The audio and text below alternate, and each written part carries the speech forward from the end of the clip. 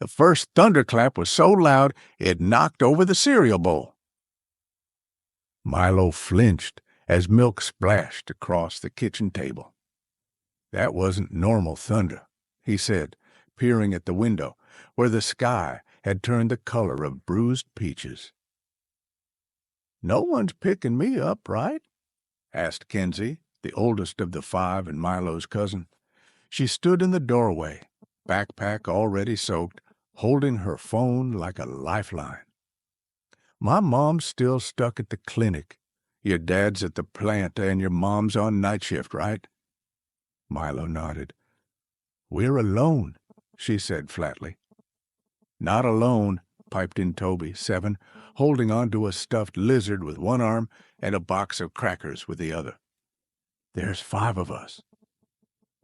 "And Mr. Grover," added Em, the 9-year-old who had the gift of remembering everything and the grace of a deer on ice. She was sitting on the window-sill, watching raindrops race each other. "No one counts Mr. Grover," Kenzie said. "He's weird." "He waved to me last week," said Milo, "I think." "He built a 12-foot birdhouse out of license plates and never talks," Kenzie replied.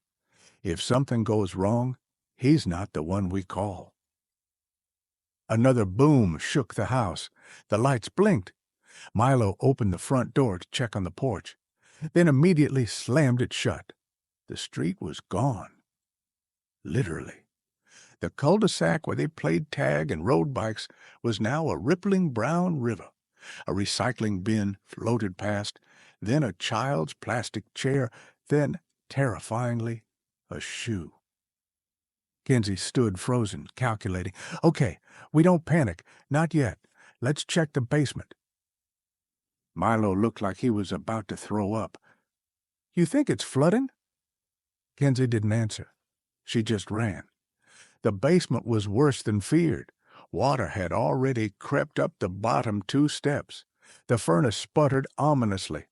"We can't stay here," she said. "We need to get higher." "There's the attic," Milo said. "Trapdoors in the hallway ceiling," Em added, tugging Toby behind her as they ran. The 5th kid, Junie, had barely said a word all morning. She was 12 and new in the neighborhood, placed with a foster family that had yet to return from some emergency. She stood now at the bottom of the stairs, hugging her sketchbook. Her voice was calm, almost too calm. "There's someone outside." They all turned. Through the rain-laced glass, a figure stood across the yard, backlit by lightning. It was Mr. Grover. The old man wore a red windbreaker that flapped violently. His silver beard was pressed to his chest. In his hands, he held a thick coil of yellow rope. "What is he doing?" Kenzie whispered. He raised one arm and pointed to their roof. Then he pointed up, his roof. And he threw the rope. "Okay." It landed on the porch railing, a perfect throw. They stared at it like it was magic. Kenzie was the first to move. She opened the door just enough to grab the rope. Oh, it was wet, heavy, real. Rain blasted her face as she dragged it inside, anchoring it to the stair rail. "It's tied to something solid on his end," she said. "He wants us to come over." "Across the yard?" Milo asked. "That's not a yard anymore. That's a river." Kenzie didn't answer. She was already tying a second knot. Her hands shook, and not from the cold. Toby looked out. "Mr. Grover's house looks safer. His porch is higher." Em spoke, her voice low.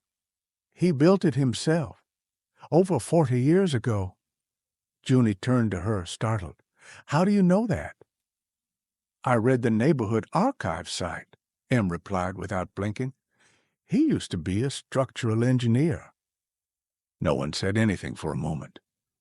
Then Kenzie said, "He wouldn't throw us this rope unless he knew we had to leave." They all turned to her. "I'll go first," she said. "Tie this around me. If I get across, you send Toby next." "No!" Toby wailed, hugging his lizard tighter. Kenzie crouched down. "You're the lightest. He can pull you in like a fish. You'll be safe, but I gotta go first, okay?" He didn't nod, but he didn't cry harder either. The wind howled as she stepped out. The rope cut across the yard, angled up to Mr. Grover's porch. The water was rising now past the bottom step. Somewhere down the block, a transformer popped, and all the lights flickered off. Kenzie wrapped her legs around the rope and began pulling herself hand over hand, legs hooked, like on a playground jungle gym. But this was no game.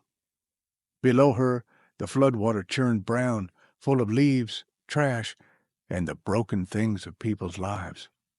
A tricycle floated past, a lawn gnome, something with fur. Kenzie didn't look down again. Mr. Grover was waiting, kneeling at the railing, arms out. She reached him. He grabbed her under the arms and hauled her in like she weighed nothing. She collapsed onto his porch, sobbing without making a sound. He patted her shoulder once, then pointed back to the house. Kenzie nodded. "Toby," she mouthed. One by one they came, Toby clutching his lizard, Em with her rolled-up notebook and a towel she insisted on bringing. Milo, pale but silent, then Junie. Halfway across, Junie stopped. Rain pelted her back. The wind pushed her sideways. The rope jerked. Kenzie gasped. "She's slipping!" But Mr. Grover was already halfway across the porch. With a grip firm as steel, he hauled the rope inward, inch by inch. Junie made it barely. When she reached the porch, her sketchbook fell into the water. She stared after it in numb silence. Mr. Grover knelt down, placed one hand on her back, and said the first word they ever heard him say, "Inside." The air inside Mr. Grover's house was different, warm, dry, and filled with a silence that made every creak of their wet shoes sound like thunder. Kenzie blinked in disbelief. "It's clean." "Cleaner than our place," Milo whispered. The old man motioned toward the stairs. He moved stiffly, one hand trailing along the wall for balance, but his pace was steady, sure. As they followed him up, the kids began to notice things. Dozens of birdhouses lined the walls. Not tiny ones, elaborate constructions made from scrap wood, license plates, doorknobs, even toy parts. Each one labeled with a year and a name. Some looked like actual houses. Toby tugged Em's sleeve. Why would someone build all this for birds? Maybe they weren't just for birds, she said quietly. Upstairs, the hallway turned left and ended at a ladder. A trapdoor. Mr. Grover looked at them, made a slight upward motion, then began to climb. At the top, he pushed the hatch open and vanished into the ceiling. One by one, the kids followed. The attic was unlike anything they expected. There was no dust, no cobwebs, just maps everywhere. Maps of the town, the river, the drainage lines, charts of rainfall, sketches of bridges, notes in thick pencil. 1978 flood, 9.6 feet backup pump fail, and Route 12 pipe capacity, tilde 20 men full bore. Kenzie exhaled. What is this? Mr. Grover unrolled one map in the center. It showed their entire neighborhood. He tapped it with a calloused finger. Once, twice, 3 times. On the third tap, he looked at Kenzie and spoke again. There's a dam upriver. Em's eyes widened. Carson Ridge? He nodded. Kenzie swallowed. Is it stable? He paused, then turned to a cabinet and pulled out a dusty radio. He flicked switches, adjusted dials. Static. More static. Then a faint voice. Evacuation already in place. Level 4 breach likely. Repeat. Backup pump has failed. Milo grabbed Kenzie's arm. That's our area. That's us. Mr. Grover pointed to a red circle he'd drawn earlier, then to the attic wall, where a backpack hung next to what looked like a life vest made of quilt pieces. I used to build flood channels, he said quietly. Kenzie looked at him, really looked. The tired posture, the silence, the careful hands. It wasn't weird. He was ready. The sound changed before they saw anything. It was no longer rain. It was rushing. Like a river had lost its leash. Kenzie reached the attic window first and gasped. The water had risen past mailbox height. Entire cars were half submerged. Rooftops glistened like islands. A propane tank floated sideways, knocking into a lamppost. Mr. Grover moved faster than they'd ever seen. He pulled down an old binocular case, adjusted the lens, then stiffened. "Where's Toby?" Junie asked suddenly. 4 sets of eyes turned, the smallest, softest voice in the house gone. "He was here, right here by the rolled-up towel," Em said, spinning around. Milo's face went pale. "The garage. He said he left his lizard toy downstairs. Said it couldn't swim." Kenzie cursed under her breath. "Toby!" Mr. Grover didn't hesitate. He was already halfway down the attic ladder, flashlight in one hand, rope in the other. The storm roared louder as they followed him onto the ground floor. The back door had blown open. Rain had puddled in the kitchen. Then they heard it. Knocking, weak, rhythmic, metal on metal. "The garage!" Kenzie cried. Mr. Grover unlatched the inner door and yanked it open. The garage floor was underwater. Cardboard boxes floated like dead fish, and in the far corner, standing on top of a toolbox, barely above the waterline, was Toby. He was clutching the stuffed green lizard, his eyes wide, his mouth silent. A toolbox had jammed the garage door shut from the inside. Mr. Grover waded through, waist-deep now, using the rope as leverage. "Toby," Kenzie called, "don't move." Mr. Grover reached the boy in 4 long strides. He yanked the toolbox aside, hoisted Toby under one arm, and fought the water back, step by brutal step. Just as he passed through the door, a wall panel snapped off behind him. Water gushed in harder. Kenzie slammed the door shut as they stumbled into the kitchen. Mr. Grover sat Toby down, dripping, but safe. The lizard toy still clutched tight. Nobody spoke for several seconds. Then Mr. Grover looked at them all and said, "We have 2 hours, maybe less." He pointed to the attic again, and we're not waiting it out. Back in the attic, Toby wrapped in a quilt. The others crowded close as Mr. Grover spread out a second map, hand-drawn, yellowed, and fragile. This one wasn't of the neighborhood. It was just of his house, or rather beneath it. Kenzie frowned. "What's this?" He tapped a square marked CB, then traced a line leading off the page under yards, fences, gardens. Milo squinted. "CB?" Mr. Grover looked up. "Cold bunker. Built in 69, upgraded in 88. Never told the city." "Wait," Junie said. "You mean like an escape tunnel?"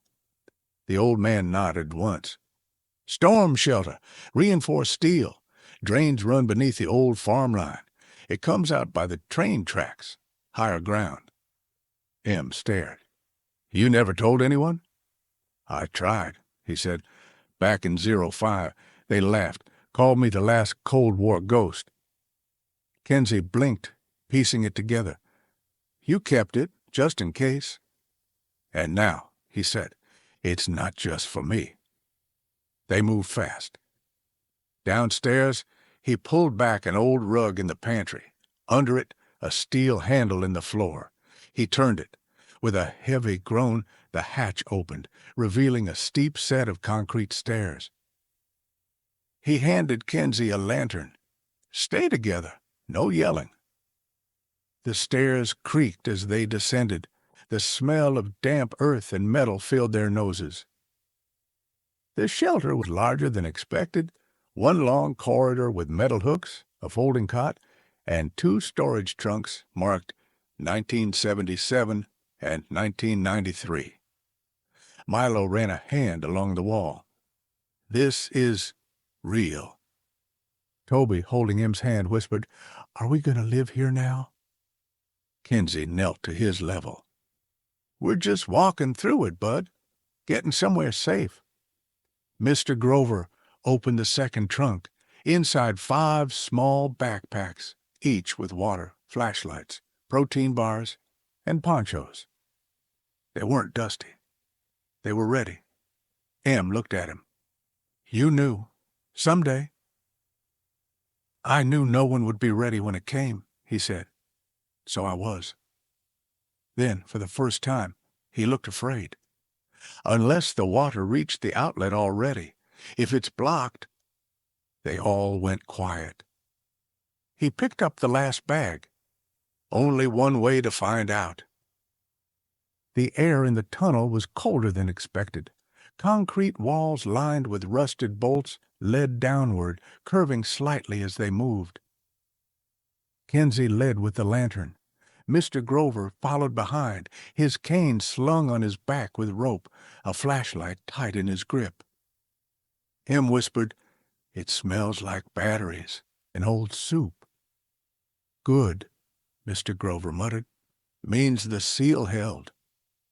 The group walked in single file. Their shadows wobbled on the walls. Their boots thudded softly. At every turn they checked for water. At first, nothing. But 20 feet from the exit hatch, the air grew damp. Then, slick stone, a sound. Drip, drip, rush. The last bend opened into a steel gate. Beyond it, the tunnel exit was flooded. Not entirely, but water gurgled halfway up the steel door. Mud churned at the base. One panel of the outer tunnel wall had partially collapsed, letting rain and debris spill in from above. Just beyond it, faint light daylight flickered through a side grate. Kenzie turned. "What now?" Mr. Grover breathed through his nose, thinking, "We'll have to climb through the maintenance duct. I'd sealed it shut years ago."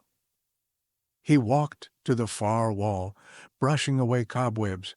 Behind a false panel, he uncovered a smaller circular door just large enough for a child to crawl through. "I can't fit," he said, "but one of you can unlatch the outer grate from the inside." Everyone went quiet. Junie's voice shook. "What if they get stuck?" Toby tugged Kenzie's sleeve. "I'm not scared." "You're 6, she said, voice tight.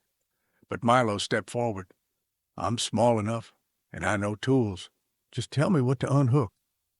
Mr. Grover looked at him, quiet pride behind his worry. "You sure?" Milo nodded once. "Open the duct." Mr. Grover handed Milo a flat wrench and a wrapped granola bar. "If it jams, bang once on the top grate." Milo crawled in. The sound of his movement echoed, scrapes, then silence. Kenzie clutched the lantern. M squeezed Junie's hand. Toby hugged the lizard to his chest. Minutes passed. 1, 2, then clank. The outer grate dropped. Water gushed in faster, but also out, channel into the sides. Daylight widened. Milo stood, soaked and shaken, on the other side, waving like a lighthouse. Yeah, they moved fast, one by one through the duct, Mr. Grover pushing from behind. He was last. The water kissed the edge of the duct just as he pulled his leg through. Outside, a low hill, an overgrown rail bed, and an old water tower leaning like a drunk. The storm was passing. Kinsey turned to Mr. Grover. "You okay?" He looked at them, all of them, and exhaled. For the first time in years, yeah. Sirens echoed from the road beyond the hill. Kinsey spotted them. First red lights flickering between broken tree branches, fire trucks, ambulances, people in boots, waving flashlights through the flooded streets. "We made it," Em breathed. Junie smiled just for a second, then stopped. Her eyes fixed on one figure near the engine, a man in a soaked uniform, yelling names. "Dad!" she shouted, breaking into a run. The others followed, arms wrapped, tears spilled. Names were shouted and confirmed. Kinsey hugged her aunt. Milo's uncle lifted him off the ground. Toby pointed to his mom and waved like it was Christmas morning.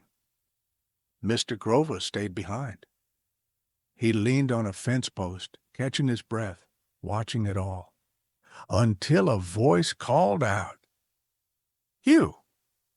A woman in her 40s strode up the hill, brown hair soaked, face pale with rage. She didn't slow down. "Where are they? The kids?" "They're safe," Mr. Grover said gently. She stared at him. "You? You're the reason my boy's even near that house." He frowned. You built that bridge across our lots. You invited them to your garden. They weren't trespassing. They're children." She snapped. "You think you get to be the hero now, after what you did to my father?" Everything went still. Kinsey, still holding her aunt's hand, turned. "Wait, what?" The woman's voice shook. "This man, he was supposed to inspect the dam in '89. My dad worked for the county. He filed reports, told them something was wrong. Grover buried it, said it was fine. Budget cuts." Mr. Grover looked down. "I didn't bury it," he said. "They ignored both of us, but I didn't fight hard enough." "You vanished," she spat. "Left town. My father lost his job. He died 2 years later. And you get to play savior now?" Kinsey stepped forward. "He saved our lives." The woman shook her head, near tears. "No, he's just making up for it." Mr. Grover didn't deny it. He looked at her, then the others. "I never wanted thanks," he said. "Only a second chance to do it right. I'm sorry I wasn't brave back then. I tried to be now." She stared. Something softened, but not much. She turned and walked away. Kinsey came to stand beside him. "Was it true?" she asked. "About the dam?" He nodded, slowly. "Most of it. I just didn't fight the way I should have. I lived with that. Every rain since." Kinsey looked back at the kids. "You fought this time." He smiled, small, but real. "Guess I did." By morning, the water began to recede. A news van rolled up the hill, spraying gravel. Reporters leapt out, faces too bright for the moment. They scanned the crowd, spotting the cluster of children wrapped in donated blankets. One spotted Milo. "Can we speak to your group? We heard you were rescued by a local man." Mr. Grover started to back away until Kinsey caught his sleeve. "No," she said. "You should speak, for once." The camera turned to him. He blinked the lens. "I didn't rescue them," he began. "I just opened a door someone else had already built." Reporters waited. He cleared his throat. "My name is Walter Grover. I used to work in infrastructure. I left when things broke. But last night, some kids reminded me, you don't stop showing up just because something cracks." Silence, then applause. From townspeople, from parents, from the fire chief, who hadn't known Grover still lived nearby. Hours later, after interviews and medics and hugs and sandwiches, the kids walked him back to his porch. It looked worse than before. Water stains up the railings, the flower boxes drowned, the steps cracked. Em pointed. We could help fix it. I've got paint at home, said Milo. I've got 3 brothers who owe me favors, Junie grinned. He smiled but shook his head. You've all got lives. Kenzie turned, pulled something from her bag. It was a folded paper, crinkled, hand-drawn, a map. She'd sketched the house, his house, but with new shutters, a bench, a mailbox. Look inside, she said. He opened it. Taped inside was a piece of sidewalk chalk, purple. I thought maybe, she said, next time the sun comes out, you could leave a message. Mr. Grover swallowed hard. A message for who? Kenzie shrugged. Whoever needs it. He looked up, eyes wet, voice hoarse. I don't have grandkids. Em leaned in. You do now. What would you have done if the person you feared most turned out to be the one who saved your life? Tell us in the comments, and don't forget to like and share this story if it moved you.